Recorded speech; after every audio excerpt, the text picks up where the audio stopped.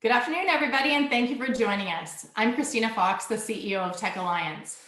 As the Regional Innovation Center for Southwestern Ontario, Tech Alliance is committed to people who have big hopes, big dreams, and see big opportunities. We are the place for dreamers, innovators, and world-changing ideas. And we're focused on building a globally competitive innovation economy that enables entrepreneurship, spurs accelerated growth, attracts ambitious talent and new companies. And we do this with you in mind. Before we get started, let me share a few key points about today's experience. Everyone is muted, so please feel free to add a question to the Q&A located at the bottom of your screen. Today's masterclass will be recorded and available to be sent out to each of you in our confirmation and thank you experience, probably on Monday. If you'd like to keep up with everything there is to know about Southwestern Ontario's innovation economy, sign up for our weekly newsletter. The link will be dropped right there in the chat bar. If you everyone should have received a workbook for today, but if you did not see the link in your email, go ahead and pop a note into the chat and we'll make sure that we drop that link in there for you to access the workbook for today's masterclass. So public health considerations coupled with economic and social impacts of the pandemic have created a climate that requires constant flexibility. For some, this rapid change has brought with it a host of new feelings, including isolation, loneliness, stress, and anxiety. Today, we'll explore self-discovery and self-care as key components to adapting to change and as a tool to cultivate a growth mindset. Award-winning speaker and best-selling author, Jennifer Slay will share with us ways to thrive. Backed by extensive research in human behavior, Jennifer is going to guide us through learning how to maneuver difficult times and harness our abilities as we become aware. Jennifer has a master's in social work and has been a registered social worker in the City of London for 20 years. She's a motivational speaker, a certified life coach, a counselor, an author, and a trainer. Jennifer co-created All Women Lead, an initiative to support women learning how to exercise leadership with self-awareness. So some of you may have had the pleasure of hearing Jennifer speak as I have. For those of you who haven't, you're in for a treat. I really can't wait. Together in this interactive masterclass, each of us have the opportunity for learning and growth. On a Friday afternoon, what better way is there to spend in the community? It's through the support of community partners that we're able to bring you insightful, relevant, and robust experiences like our masterclass series. I would like to thank Lenovo Canada and Brad Fitzgerald for sponsoring today's masterclass. Lenovo believes that smarter technology can solve problems, create opportunities, and transform the way we all live, learn, work, and heal. They are a perfect partner for today. Thank you, Brad. At Tech Alliance, we have a common belief that between our board, our staff, our entrepreneurs and residents, and the entire technology community, that in pursuit of creating spaces where innovation thrives, we are focused on amplifying leaders in their fields and providing training and learnings like today that will support them to do just that. We're thrilled to have Jennifer here today to share her knowledge and expertise. And at this time, I'm going to pass it over to you, Jennifer. Thanks so much for joining us.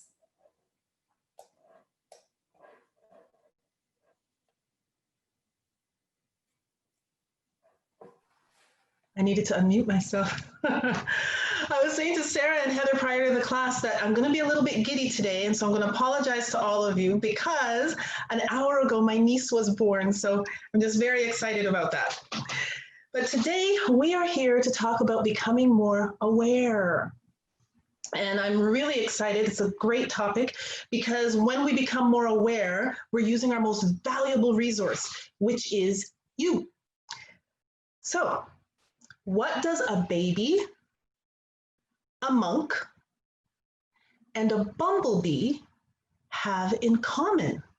Today, we're going to be very interactive. I'm going to ask you to do a lot of writing in the chat because I do know it's Friday afternoon. And so put in the chat, what do you think they have in common? They all know their purpose. Babies' purpose is to learn, be loved, and make sure that their needs are met. They cry when they want food, when they want attention, or they're tired, right? And they're naturally curious creatures. A monk, they exercise great self-discipline. And a bee works cohesively with their hive, and they all have a job that they fulfill, right? They all have their jobs. Babies, monks, and bees all focus on what they can do as opposed to what they cannot. They're very self-aware, and it will become vitally clear how successful entrepreneurs, business people are very much like a baby, a monk, and a bee. By the end of our masterclass today, you will understand why the ability to become increasingly self-aware is important. You will walk away with strategies to become more self-aware, and you'll understand why knowing your strengths and challenges are vitally important keys to your success. So are we ready? Put a yes in the chat function and a heck yes if you're really ready. Awesome. Oh, I'm seeing the chat go on fire. Awesome. So what is self-awareness? What do you think self-awareness is? Put that in the chat. Do you think it's understanding those deep, dark secrets of your past? Or do you think it's about discovering why you do what you do?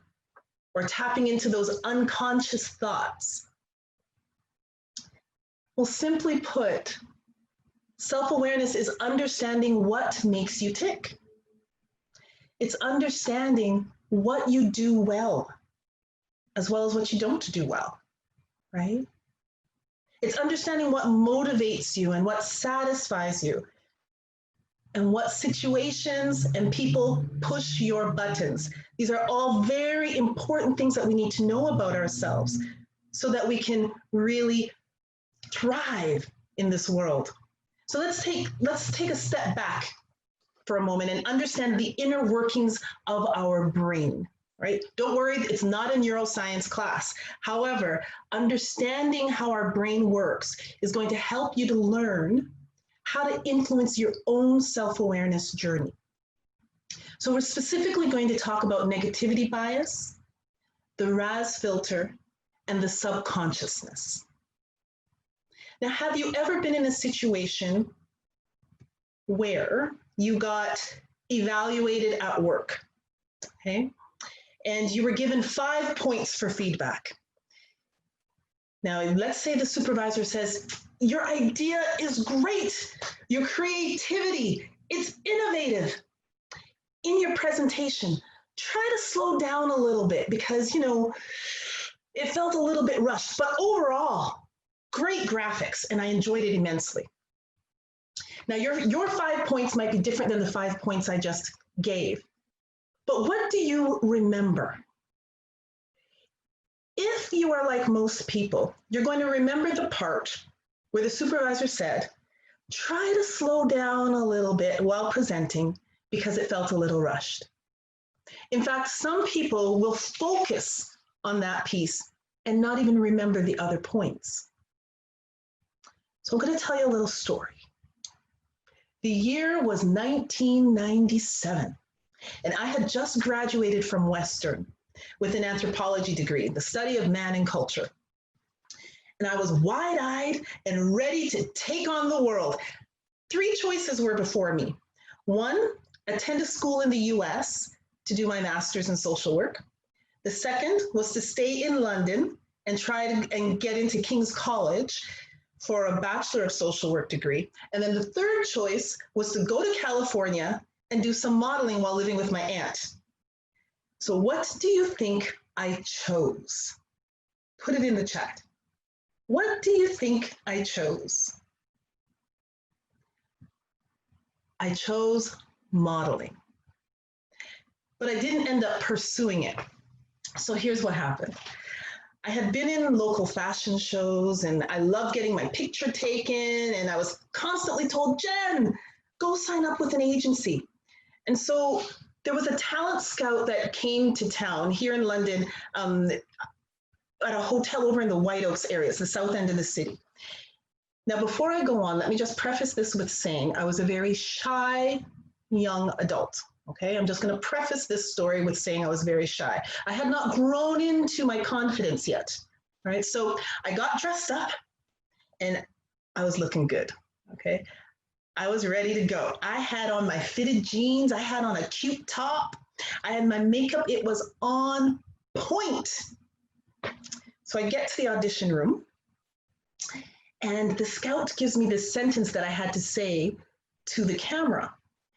And I look in and I say the line, immediately proceeded with a whole bunch of giggles and silliness, right? And then a few weeks later, I get this letter in the mail from the scout, and it said, beautiful girl, great for print ads, but don't ever audition for a speaking role. Okay, so being fairly positive, I said, okay, no acting, but I can model. That's what I want to do. I want to model. So again, I get dressed up, and this time I'm going to go to an agency, a modeling agency here in the city. So I get dressed up, and I'm wearing these fitted white jeans and a white top, and my hair is all curled up, and I have contacts in my eyes and my colored contacts, and my makeup is on point. I went to the modeling agency, and she said, well, you're a beautiful girl, but you have a gummy smile.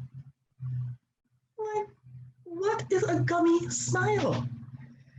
Apparently it's when your gums can be seen while you smile. Now I know you're all looking at my smile, trying to see if you can see the gums and everything, okay? But that was what a gummy smile. Anyways, those opinions deterred me from moving forward, because in my head, the opinions of those two people in the industry meant that those were the opinions of everybody in the industry. And so for a number of years, I didn't get back on the stage to do anything where I had to talk or act or model or anything like that. For a few years, I just stayed kind of in the background. And then as human beings, what we have to understand is we have this tendency to focus on the negative as opposed to the positive. But I am happy to report that over the last few years, I have gotten out of my head and gone back on the stage, and I was able to play Viola Desmond a couple years ago in a play.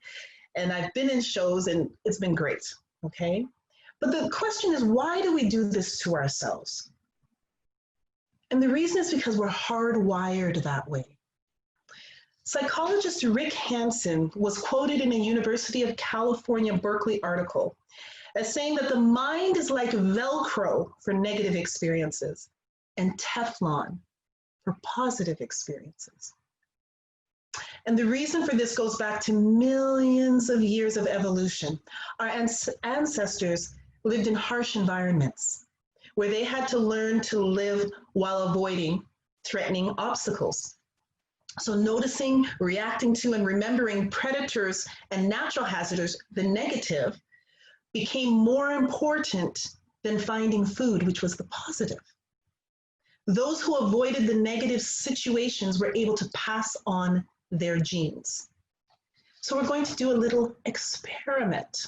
Okay, we're going to do an activity. You'll see this in your workbook. I believe it's on the second page. There's going to be two columns, okay? On the left, you're going to write something positive, and on the left to positive, on the right, something challenging. You're going to have 20 seconds to do this. Do not start yet.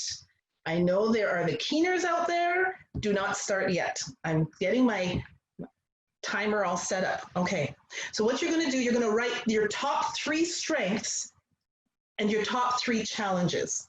It doesn't matter which one you start with first, but no cheating again. Just wait till I say go, all right? And you're only gonna have a limited amount of time to do this. And don't worry, you don't have to share it with the rest of the group. Okay, are you ready? Go. I feel like we should have music in the background. But go, you've got 20 seconds, and I'll let you know when you're done. Okay. 5, 4, 3, 2. Okay, stop. Now, next side. Fill in the other side, the opposite side of what you just did. Okay. 10 seconds left.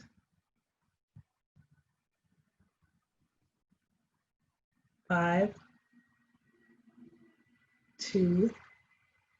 Okay, stop. Pens down. What was easier to come up with? Write positive in the chat or negative, and be honest, right? What research has shown, I know this group is full of positive people, so I'm expecting a whole bunch of positive, right? But what research shows is that it's easier for people to come up with negative aspects of themselves than positive. And why is this important to know? Because what we focus on will get bigger, and you'll find evidence to support it. The RAS filter. Now, our brains are master computers. I'm going to tell you exactly what the RAS filter is in a moment.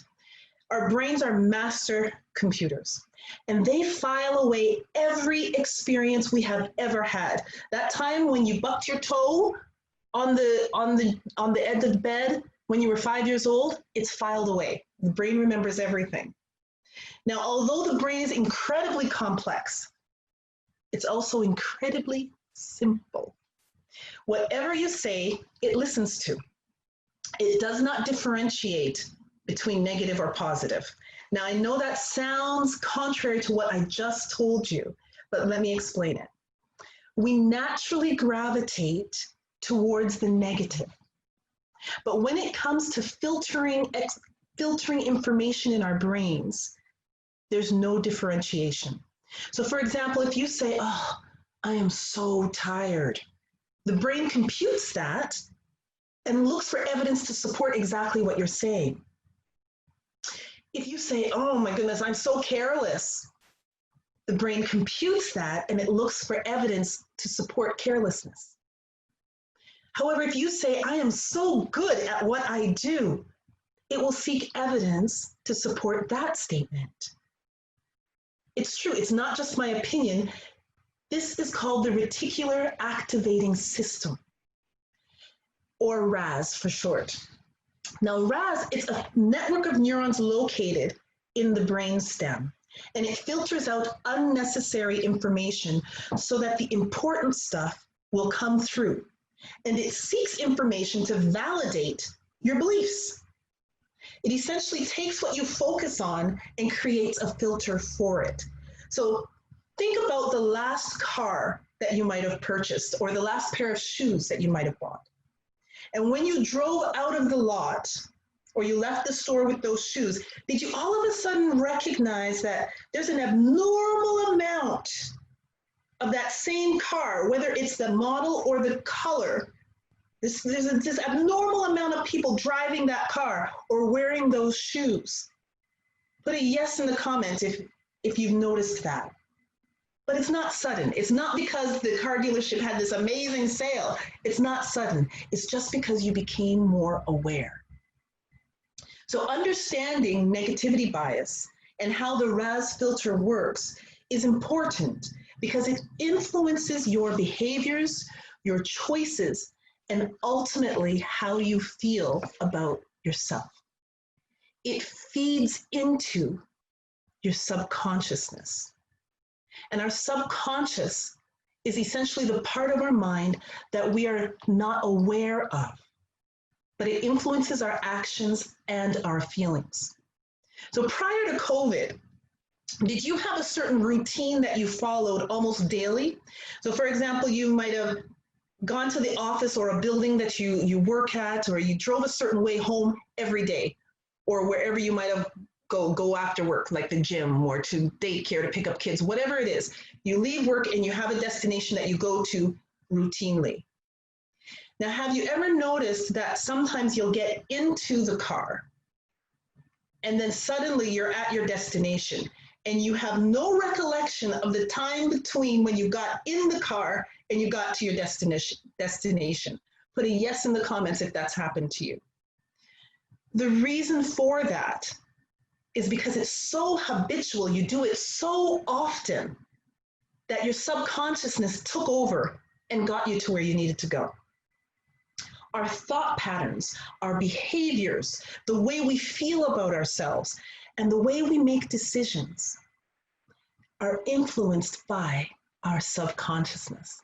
In fact, 95% of what you do in a day is subconscious. So that means 5% of the time we know what we're doing purposefully with intent. 95%. So that would mean that our subconsciousness is greatly impacted. Or we have to understand is that our subconsciousness is greatly impacted by negativity bias and RAS.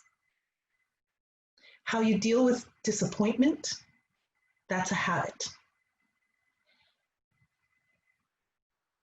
How you manage stress, that's a habit. And how you exercise your resiliency muscle is also a habit. If you do not like the way you deal with disappointment, manage stress, or if you feel it takes you a while to bounce back from a challenge, you can change it. It takes intention, strategy, and a plan, but you can change it. How? How do we do that? Becoming more self-aware. The good news is just thinking about becoming more self-aware helps you to improve the skill. It's a foundational skill that's going to impact how you interpret, understand, and show up in the world, which is essentially the definition of emotional intelligence. It will help you to improve your satisfaction with life and allows you to be more likely to pursue the right opportunities. Put your strengths to work and keep your emotions from holding you back. So I know what you're thinking. The burning question that you have, how do you improve your self-awareness skill? I'm so glad you asked, so let me answer. There are many ways to improve your self-awareness. Today, we're going to talk about 3 that research has shown to be effective and that I have found have helped my clients immensely. So the first one is to stop judging your emotions and start listening to them. Your emotions are not good or bad, they just are. Take the knowledge that comes with whatever you're feeling to take care of your needs. Your emotions are there to inform you, to give you information. Whether you should feel a certain way or not is irrelevant. The point is that you feel what you feel. So take some time and determine why you are feeling the way you do. If you are irritated, take time to figure out why you are feeling irritated. If you are motivated, take time to determine what is it that's motivating you. Take time in this fast-paced world. Just take the time. And as a result, we're going to react. We're not going to react to things. We're going to respond. And that's important because reacting, we're going to go based on whatever our emotions are. But when we respond, that allows us time to reflect and maybe make better decisions, right? I consider the emotions to be part of a trifecta, right? A triangle, right? There's the mind, there's the spirit, and there's the body. And they're all part of that trifecta that make you who you are. They all influence each other. No one part is more important than the other part. The mind has thoughts and it directs you with regards to what you're going to do, right? And when the mind thinks negatively, it impacts your spirit. Your spirit is the essence of who you are. When it's vibrating at a high frequency, then you have energy and hope and motivation. But when it's vibrating at a low frequency, you lack energy and motivation. And that's going to impact your body because when you have little energy, the body doesn't move. And your body needs to move. It's the house that houses the mind and the spirit. It's the vessel to help you fulfill your purpose. And when you don't move, the body is sluggish and prone to illness. So focusing on each part, body, mind, and spirit, is going to help you and support you in your self-awareness journey. Now, if we go back to the beginning of class, I indicated that babies let you know what their needs are, right? They cry. They are very in tune to what they need. And as we grow, for some reason, we stop paying attention. We've got to allow our emotions to provide us with the information we need, which is then used, that we can then use and determine how we're going to ensure that our needs are met. Let's think of a car for a moment, okay? For a car to fulfill its purpose to move from A to B, there needs to be some important components met, right? So in the chat, what are some of the components a car needs in order to fulfill its purpose, right? To move from point A to point B, right? What are the components that it needs? I see the chat going on fire again. Awesome. Okay. I'm going to tell you 3 components that the car needs. Needs a driver, right? The driver. It needs someone or a computer. It needs something to direct it where to go, right? It needs something to realize when something is wrong so that it can go get fixed. So it needs a driver. And the driver is like the mind, okay? The second component, fuel, or it needs gas or diesel or a computer, electricity, right? And without that, the car's not going anywhere. So fuel is like our spirit, our essence, and we've got to be intentional in taking care of it. And then there's the body of the car, right? Without the body of the vehicle that you want to drive, you've just got a whole bunch of parts. So the car is like our body, and we've got to take care of it. Each area impacts and influences the other, and they need one another. The mind, the body, and spirit need each other, and we need to be intentional in caring for each of those areas. Okay? Okay, now the second strategy to help enhance your self-awareness are what I call the 4 R's. Recognize, what's the issue? Realize, how's that issue impacting your life? Replace, what can be tweaked? Then tweak it. And repeat, do what works over and over again. Okay? Start recognizing the cues that your body gives you. When you take the time to listen to your body, it's amazing the trouble we can avoid. Have you ever experienced a bodily sensation that lets you know something good is about to happen or something not so good is about to happen? Put it in the chat. That's your intuition. That's your gut, right? For me, my big tell that something is wrong is this eye twitch that I get.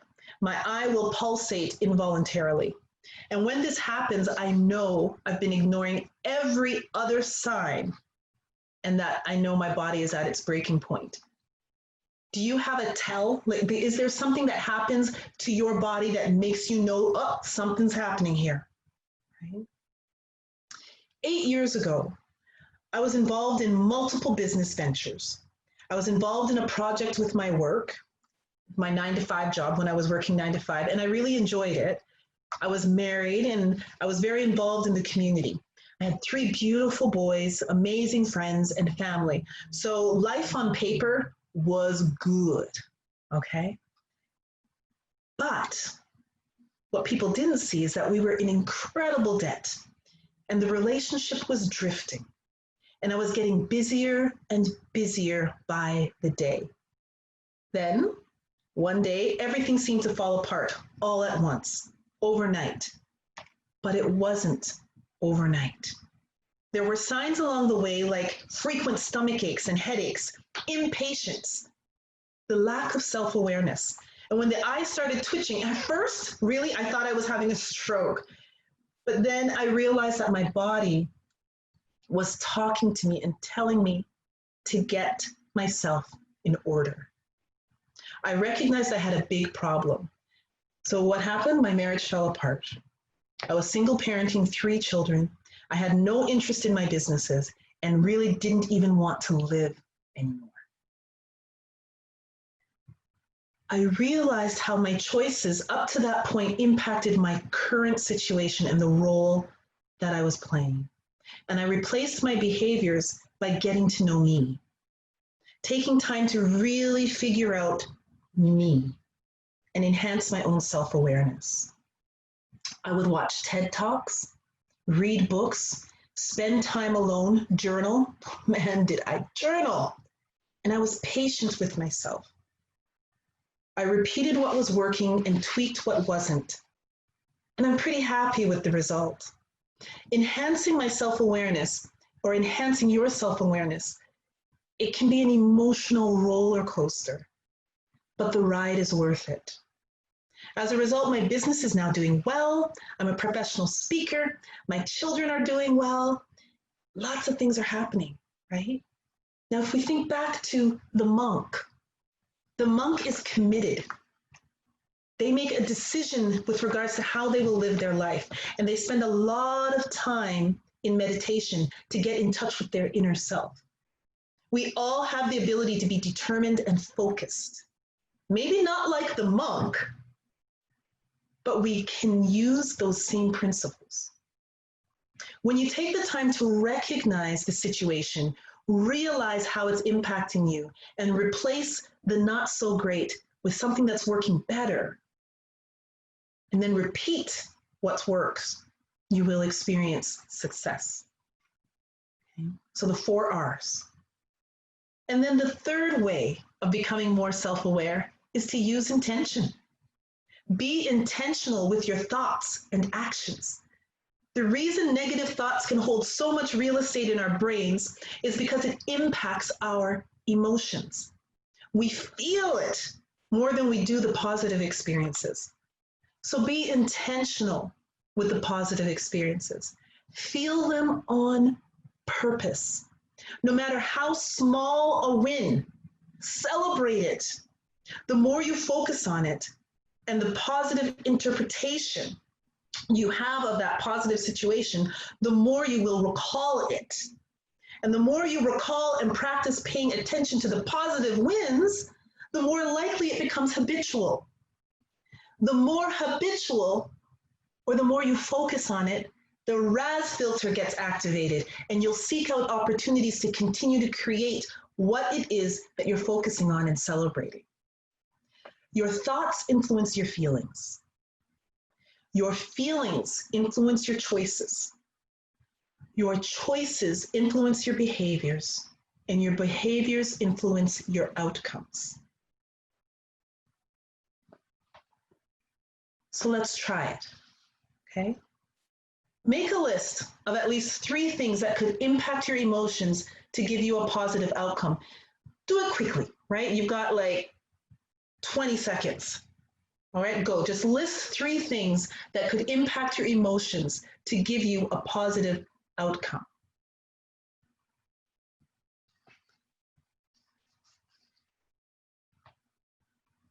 You got 8 seconds left.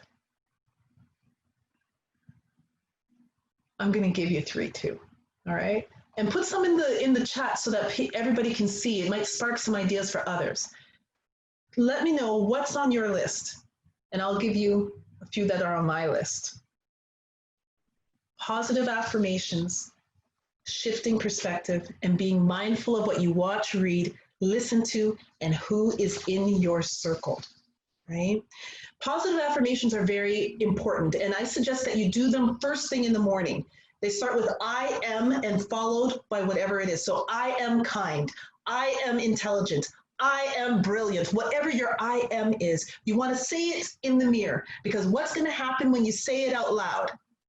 What's it going to activate? The RAS filter. And then throughout your day, the RAS filter is activated and looking for opportunities to confirm what it is that you've said.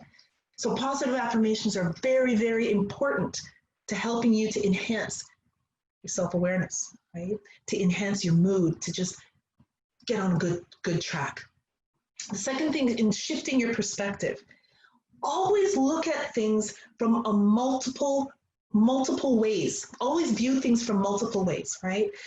Look at things from different perspectives, because you may think your perspective is the right perspective, but just as important as your perspective is and what you think, the other person thinks that too, right? And it's not that anybody is wrong, you just have different perspectives.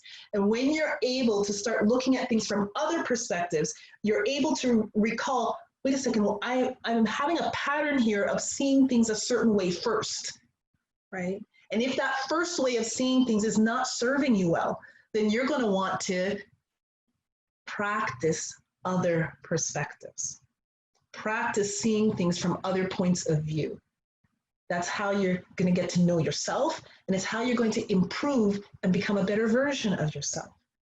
And the third thing was to be mindful of what you watch, what you read, you listen to, and who's in your inner circle. Reason for that is because all of that impacts your subconsciousness. It all influences your subconsciousness, because remember, your subconsciousness is responsible for 95% of what you do in a day. So you're going to want to influence it so that you can have the outcomes that you desire. So some resources that can help you become more aware of your strengths. The VIA Strengths Survey. For those of you who might have been at the All Women Lead event in June, we did a VIA Strengths Survey together, and it helps you to highlight your strengths, because it's very important that you understand what your strengths are, as well as what your challenges are, right? And it's a free online resource. TED Talks, they helped me through my depressed time in life, right? And they have topics on absolutely everything. So it's wonderful because it's what you're listening to, what you're watching, it impacts that subconsciousness, right? Journaling, very important, very key way of getting yourself through situations, right, is to journal. And then extended disc. Extended disc is an assessment that you do that helps you to highlight your natural behavior tendencies. It's a way of learning how you communicate and how you show up in the world, and understand others as well, how they come up, how they show up, how they communicate, right? So these are all resources that you can use. Okay. So before I wrap up our time together, you want to know that self-awareness is key, and it's important to understanding yourself, getting to know yourself. It's a way of how you're going to show up in this world. If you want to show up in a certain way, you've got to get to know yourself.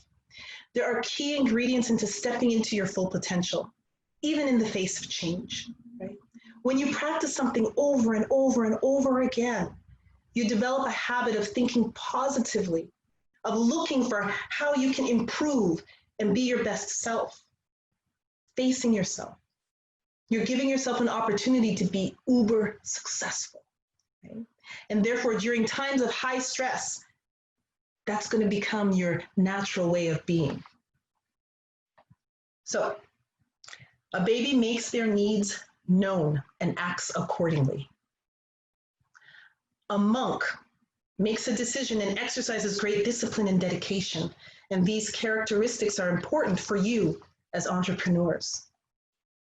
You may have noticed that I left off the lesson of the bee, and that was on purpose, because I want you to leave with this.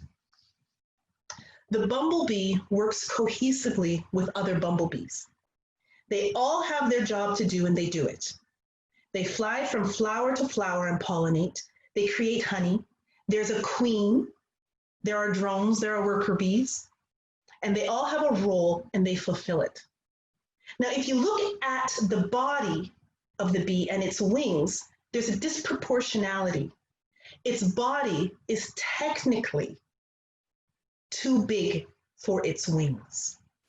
According to the law of physics, the bumblebee is not supposed to be able to fly from flower to flower and pollinate the way it does. But the reason it does is because no one told it that it can't. Be like the bumblebee. Know who you are. Make your plan. And then get the support you need and go for it. remember what you focus on is going to grow. I appreciate your time today, and thank you so much to Tech Alliance for having me here. Wow, Jen, I love that you closed with the piece about the bumblebee when you were talking about at the beginning with the bumblebee and the baby. I threw in the chat that I love bumblebees too, and I think of the size of its body and what it doesn't know, what it can't do. And I often think about people that I know who are bold, and maybe their bold ambition is too big for their capacity. And I love that people don't think that way, that they think their boldness, their audaciousness, their feelings about how big and impactful they can be in community, in families, in teams. It's so much like the bumblebee of like, just think bigger than you are. Don't tell yourself you can't, because you absolutely can. I love that you ended that way. So that's sort of my spontaneous loving this experience so far today. Awesome. I was also thinking too that some of the commentary where you were talking about the inner critic and be careful what you listen to, what you watch, and who's in your inner circle, because that can have an impact. That can be kind of that Velcro that you might not want in your world. And I love that as well. And often I think about how I'm reading things on LinkedIn or watching TED Talks, and how I become inspired by what I choose to be in my environment, particularly in the early hours of the day. And so some of what you shared today just reinforces that mindset of growth and how it is that we can really create an awareness about ourselves and our own habits, and what that means to actually change some of the way that we behave to have the kind of life and opportunity that we desire. So those are a couple of things that I sort of jotted down that were really important to me and meaningful for me. And I actually see in the chat a couple of questions about the inner critic. And I wondered if we could take a few moments to do that before we wrap up. For sure. Is it okay if I stop share? Yeah, go for it. Yeah. Okay. There we go. Now we can see your beautiful face. I noticed during the talk that the video went off. I'm like, I hope I didn't touch something. Nope, nothing that you did. You were brilliant. Thank you. So there's a couple of questions in here, and it could be like a 4-parter question, and I'm known for asking the run-on sentence, but I'm going to try and chop this up. So one says, what's the best way to manage your inner critic?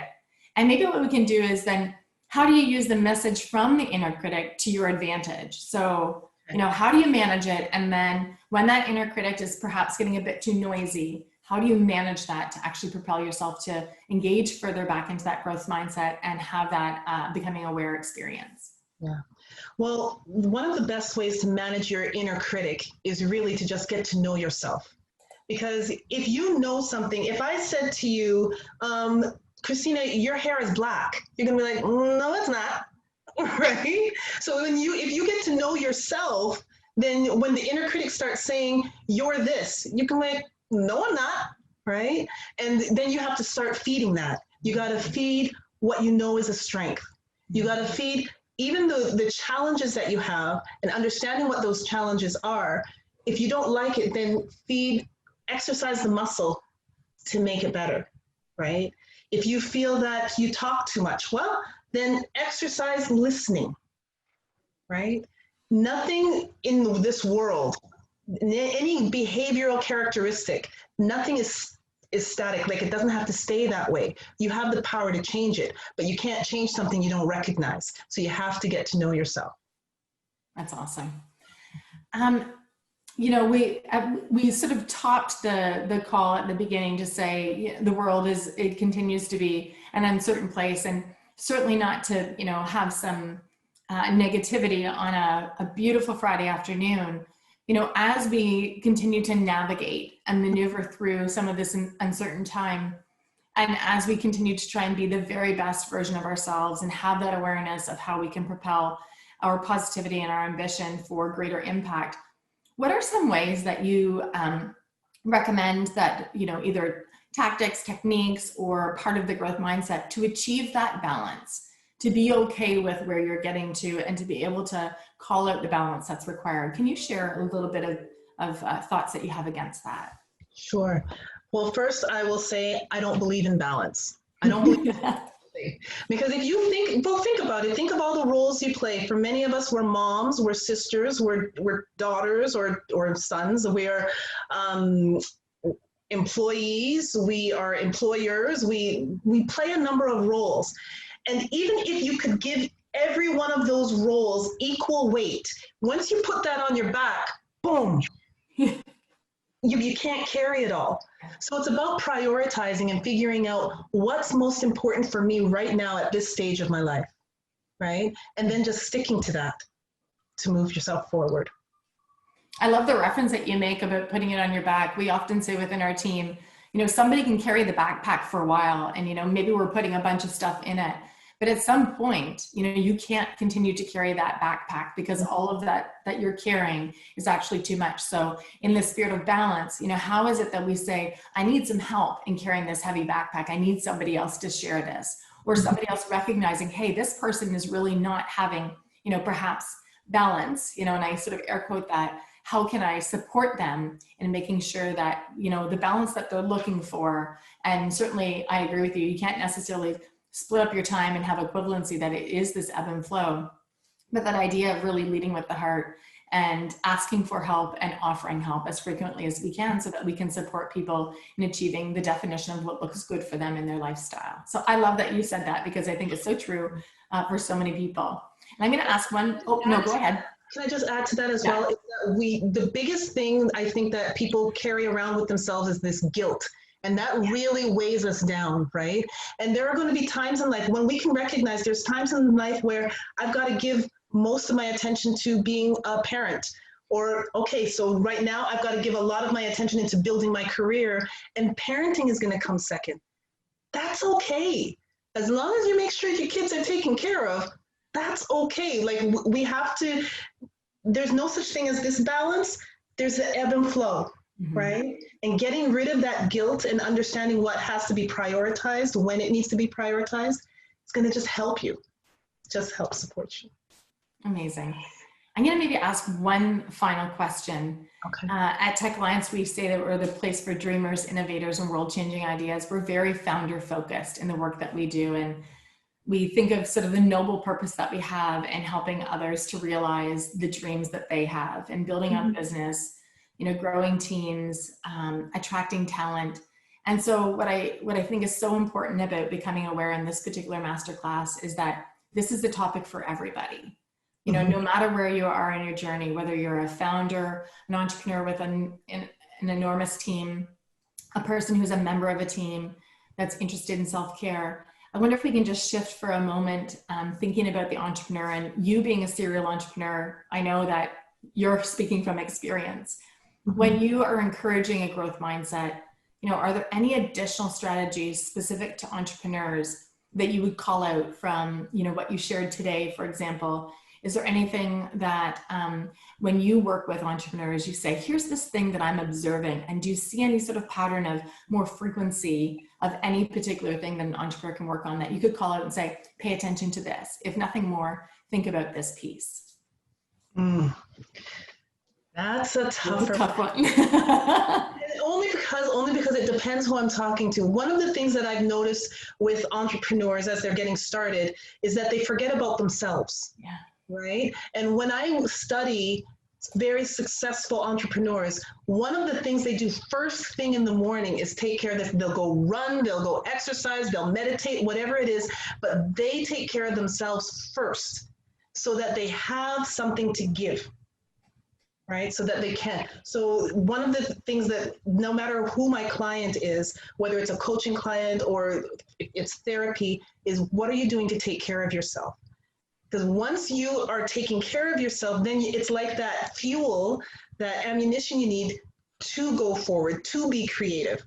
I mean, if you think about it, if you're anything like me, when you're hungry and when you're tired, you are not the most, you're not the nicest person to be around. You're angry, right? Right. So, and on top of that, you can't think clearly, right? Your focus isn't there. And then it just takes more time for you to accomplish a simple task than it would had you just taken that half hour to take care of yourself first before you do everything else. And bringing it right back to the point of today and becoming aware is this active concept of self-care, and you're leaving us basically with, you know, be reminded of the fact that self-care is necessary, and that without self-care, you probably can't be optimized in your ideas, you can't be optimized in your productivity, or as a, you know, a member of a family or a community or a team. So I really appreciate that you brought that full circle back to self-care. I have to say, Jennifer, it's been a pleasure. I think, you know, everybody on the webcast today or the masterclass today could probably have 3 or 4 more hours with you, because it's such a pleasure talking with you. You're a spirited individual with such positive influence.